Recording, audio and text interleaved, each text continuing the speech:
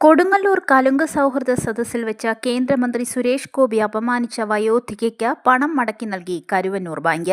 ആനന്ദവല്ലിക്ക് Karuvannur bank 10,000 രൂപയാണ് മടക്കി നൽകിയത്.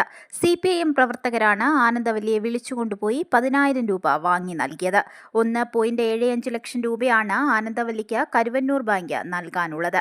കരുവന്നൂർ ബാങ്കിലെ നിക്ഷേപം തിരികെ എടുക്കാൻ സഹായം തേടിയായിരുന്നു ആനന്ദവല്ലി സുരേഷ് ഗോപിയുടെ കലുങ്ക് സൗഹൃദ സദസ്സിലെത്തിയത്.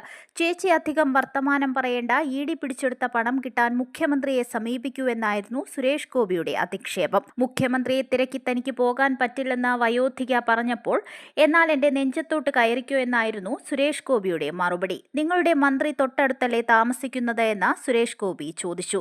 തങ്ങളുടെ മന്ത്രിയല്ലേ സാർ നിങ്ങളെന്ന് വയോധിക തിരിച്ചു ചോദിച്ചു. അല്ല, താൻ ഈ രാജ്യത്തിന്റെ മന്ത്രിയാണെന്നായിരുന്നു സുരേഷ് ഗോപി മറുപടി പറഞ്ഞത്. താൻ മറുപടി നൽകി കഴിഞ്ഞുവെന്നും ഇതേ പറ്റൂ എന്നും പറഞ്ഞ് സുരേഷ് ഗോപി ആനന്ദവല്ലിയെ മടക്കി അയച്ചു. ഇത് വാർത്തയാവുകയും സുരേഷ് ഗോപിക്കെതിരെ വിമർശനമുയരുകയും ചെയ്തിരുന്നു.